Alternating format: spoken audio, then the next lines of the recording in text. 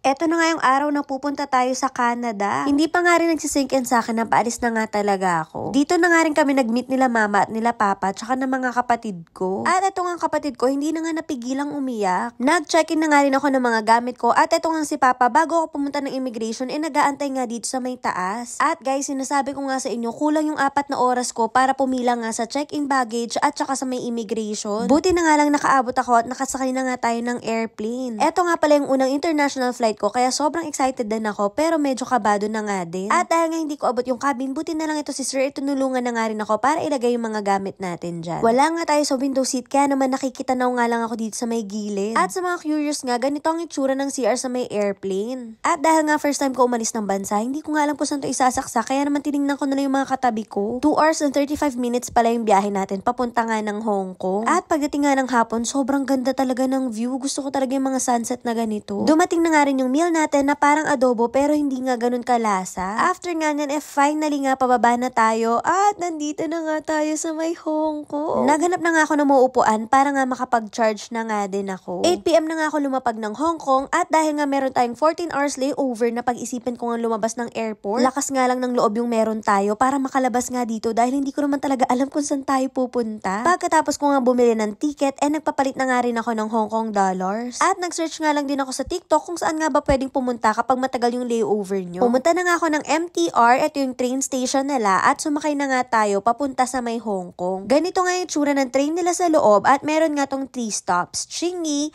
Kowloon at Hong Kong. Nung nasa Hong Kong na nga tayo, hindi ko pa nga rin alam kung saan tayo pupunta kaya nag-search ulit ako sa TikTok at sa Tsim Sha Tsui nga tayo pumunta.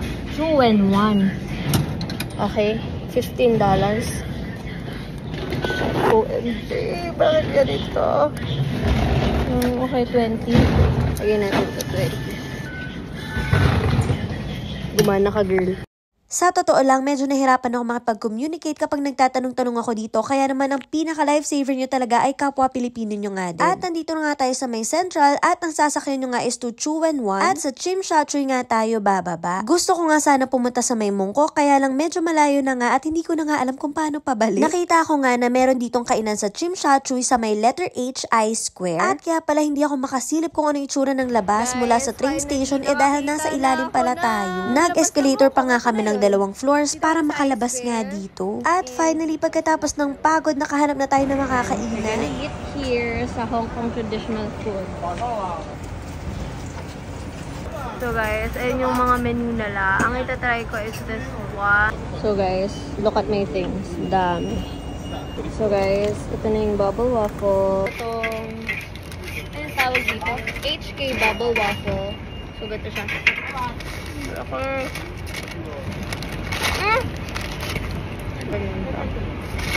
Lobster ball. Lobster din nasa likod ko. Guys, ito naman yung kanilang dumpling. Mabango, sarap. Highly recommended tong ano nila, dumpling. Sobrang sarap.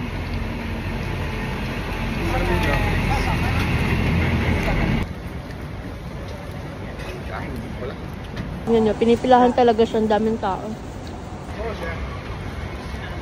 Dahil sa 13 hours nating layover, talagang nilaban natin to.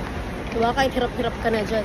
Kaya pumunta tayong 7-Eleven. Tignan natin kung ano meron. Hala, ang cute. Natanga, binuko. Tignan nyo ang cute nito, oh. Japanese sauce soft-boiled egg. Meron din silang mga ganito. Tignan mo, may Ovaltine. Ang cute. $9.50. Guys, meron din sila nito. Parang mga mukhang itlog, diba? So guys, ito yung ita-try natin. Init dito.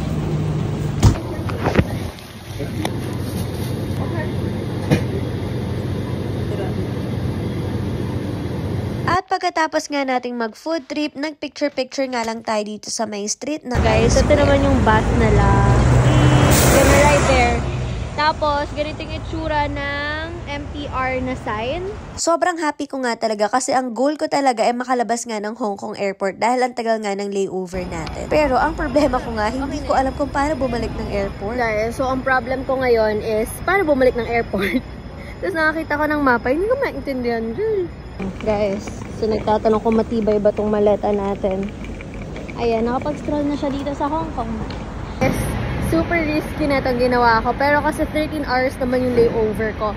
Ayan, 2 AM na. And I'm here sa Nathan Road. Nandun ako kanina sa may I-Square.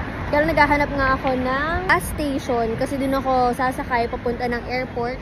And ayun yung mga gamit natin. Too risky pero happy ako na nag-take risk ako kasi experience. Nakalabas talaga ako ng Hong Kong. Girl, it's possible! Tapos gabi pa yung layover ko. So, nag-land ako dito sa Hong Kong na 8 PM. And then by mga 10 ata ako nagplanong umalis kasi nag-charge pa ako. Or 11. Tapos, mga 12, nandito na ako. Tapos 2 AM na. Girl, food trip lang tayo. I'm so happy. Para siyang fulfilling sa sarili na naka-experience ka kahit pa paano. Lumaboy girl. Umabot sa Hong Kong yung gala natin. So guys, ito may mga signages naman pala sila. Tapos, ang pupuntahan natin is N21. Papuntang airport.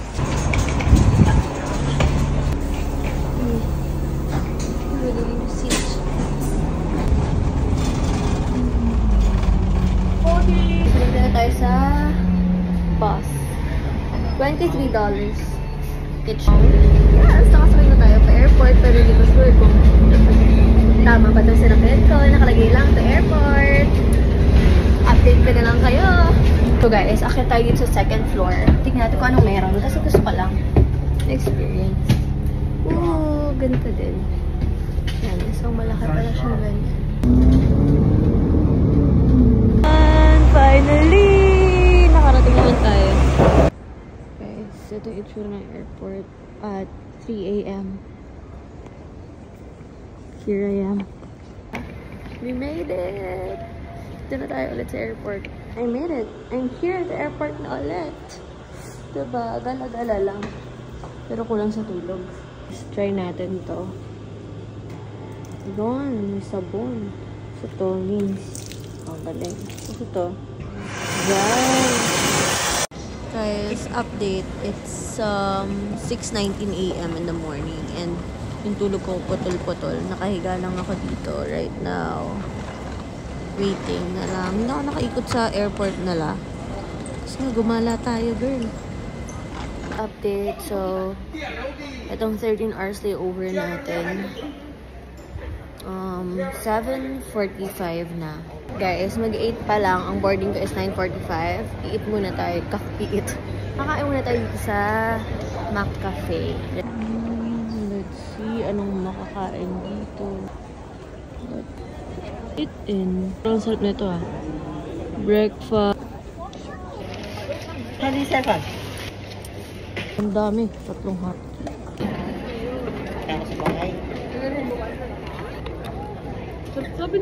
After ko nga kumain, pumunta na nga ako dito sa may departure area at alam nyo ba guys, nakuha yung panglagay natin ng eyelashes. Pero okay lang, dito ka pala matututo ng art of letting go. Kasi you have no choice or else hindi ka makakaalis. Guys, masasabi ko lang sa haba ng nilalakad ko, sobrang sulit na itong luggage na to.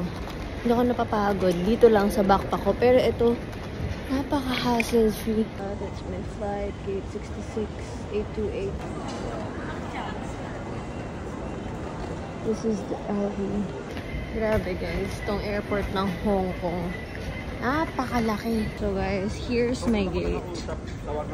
And at finally nga, after ng matagal nating layover dito sa Hong Kong, papunta na nga tayo ng Toronto. At ayun lang, kita-kits ulit bukas for my next vlog.